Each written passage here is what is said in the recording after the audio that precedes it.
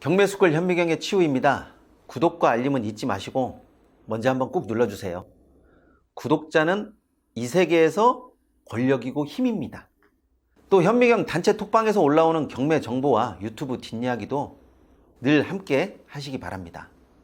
부동산 경매 법원에 가면 제일 부러워하는 것이 뭔지 아세요? 네, 당연히 낙찰이죠. 그 순간만큼은 낙찰보다 더 부러운 게 없어요. 그런데 그 낙찰이 가끔 승자의 저주처럼 이상하게 꼬일 때가 있어서 때로는 아이고야, 패찰이 더 안도의 한숨을 쉬게 만들기도 합니다. 그렇지만 떨어지는 것을 밥 먹듯이 하는 패찰자에게 낙찰은 일단 부러움을 삽니다. 부동산 경매 투자자에게 패찰은 약이 되기도 하지만 솔직히 너무나 이런 약을 자주 처방받으면요, 의기소침해져서 쉽게 높은 입찰 금액을 제시할 수가 없어요. 다시 말해서 낙찰도 그만큼 힘들어진다는 이야기죠. 단순히 다음에는 가격을 높게 써야지, 그래서 꼭 낙찰을 받아야지 하는 그런 의지만 있어서는 쉽게 낙찰이 안 됩니다. 가격에는 타당한 근거와 이유가 있어야 하고요. 그래서 패찰의 악순환을 끌어내려고 하면 과감한 생각의 전환이 필요해요. 제가 말은 간단하게 이야기했는데요, 이게 정말 해보면요, 꽤나 어려워요. 왜냐하면 기존에 생각했던 생각의 패턴을 다 바꿔야 하거든요. 사건 번호 2020 타경 7144입니다. 경기도 김포시 양촌읍 창고 물건인데요, 이 물건은 최근 가장 핫하다는 공장 물건이에요. 다들 아시겠지만 공장과 토지는 대출해서 주거용 부동산보다 자유롭기 때문에 수익형 물건 중에서 요즘 꽤나 인기가 높습니다. 대지는 199평 정도이고요. 건물 면적은 39평 정도 됩니다. 감정 가격은 5억 4,500만 원 정도인데 물건의 종류를 보면 창고예요. 자, 그러면 이 창고를 공장이나 다른 시설로 바꾸려면 금액도 금액이지만 허가도 쉽지 않아요. 이런 것들을 감안하면 감정 금액에서 떨어지는 게 맞습니다. 자, 이 물건의 감정 가격이 일단 맞다 틀리다를 떠나서 그러면 이 물건의 향후 전망이 어떤 것인지를 한번 살펴봐야 하죠.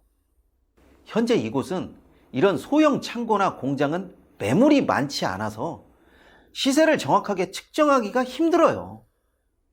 우리가 시세라고 하는 것은요, 거래를 기준으로 하기 때문에 거래가 되지 않는 상황에서 막연히 얼마 가겠지, 어느 정도는 거래가 되겠지, 이런 것은요, 솔직히 별 의미가 없어요.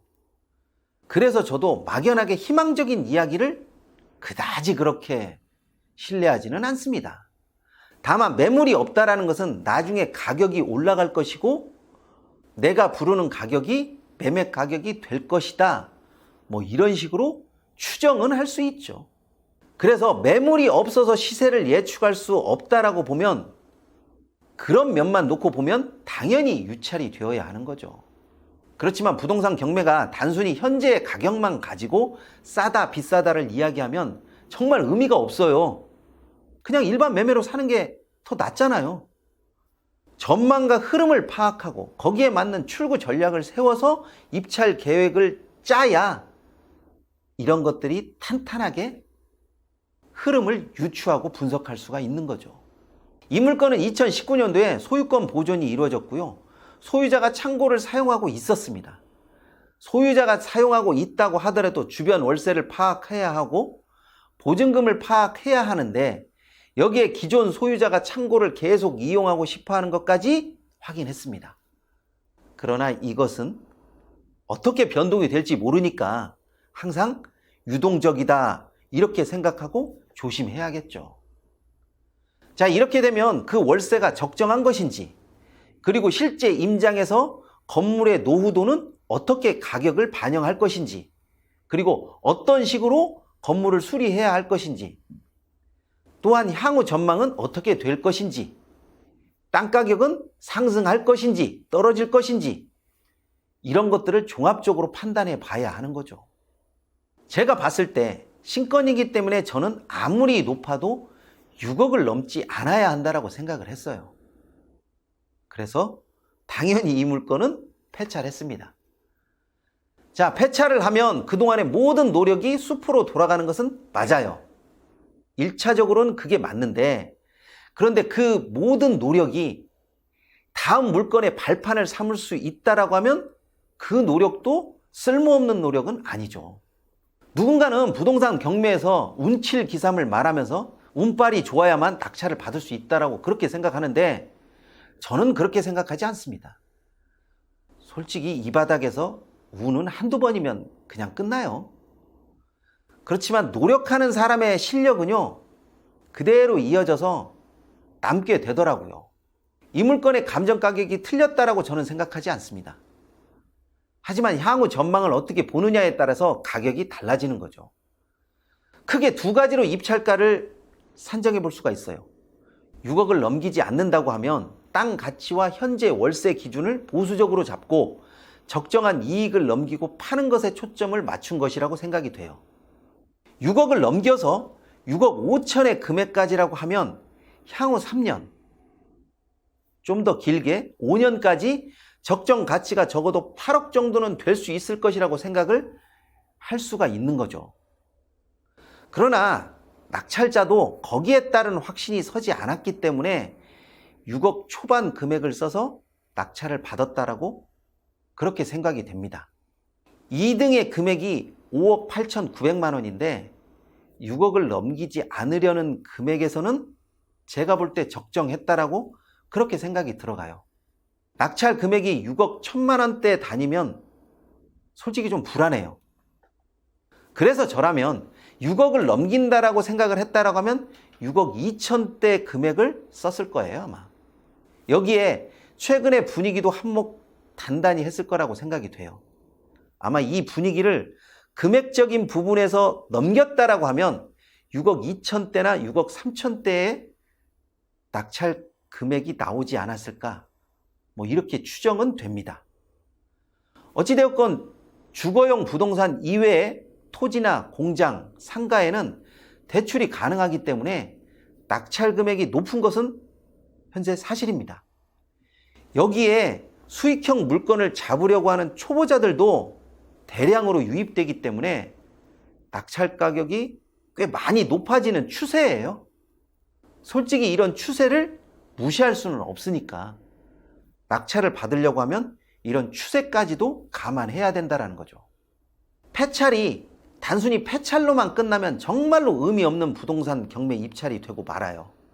그런데 왜 떨어졌는지, 그리고 낙찰자들이 무슨 생각으로 저 금액으로 입찰을 했는지 이런 것들을 한번 생각해 보십시오.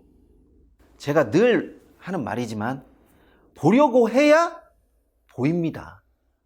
폐차를 너무 많이 한다고 의기소침할 필요는 없어요. 폐차를 할 만한 타당한 이유가 있었고 거기에 따른 근거가 있다고 하면 그것을 보완해서 또다시 입찰하면 됩니다. 제가 말은 간단하게 했는데요. 생각의 전환이 쉽게 이루어지는 것이 아니기 때문에 여러 사람들의 의견과 감수를 한번 받아보십시오. 이 입찰 금액이 맞는 것인지, 아니면 전망과 가치가 더 좋아지려고 하는데 경매 물건이라고 해서 또 감정 가격이라고 하는 것을 보고 나서 그 가격을 넘기는 것이 부담스러워서 입찰 가격을 낮춘 것은 아닌지 한번 곰곰이 생각해 보십시오. 별거 아니어도요, 경매니까 싸게 낙찰 받아야 된다라고 하는 그 고정관념만 좀 버려도요, 낙찰 가격에 많이 근접을 하더라고요. 사실 저도 그것을 조금 일찍 깨달았다라고 하면 아마 지금쯤 수많은 낙찰에 파묻혔을 겁니다. 지금처럼 폐차량이 되지는 않았을 거예요, 아마. 그런데 그 폐차량 이것도요, 아무나 못하는 거예요. 입찰하려고 하는 동력이 있어야 계속 할 수 있는 것이니까요. 떨어질 것 같아도 가끔은 슬쩍 저에게 낙찰을 밀어줄지 아무도 몰라요. 그러니까 꾸준히 계속해서 버티십시오. 버티는 사람만이 살아남습니다. 이번 시간은 여기까지 하도록 하겠습니다. 시청해 주셔서 감사합니다.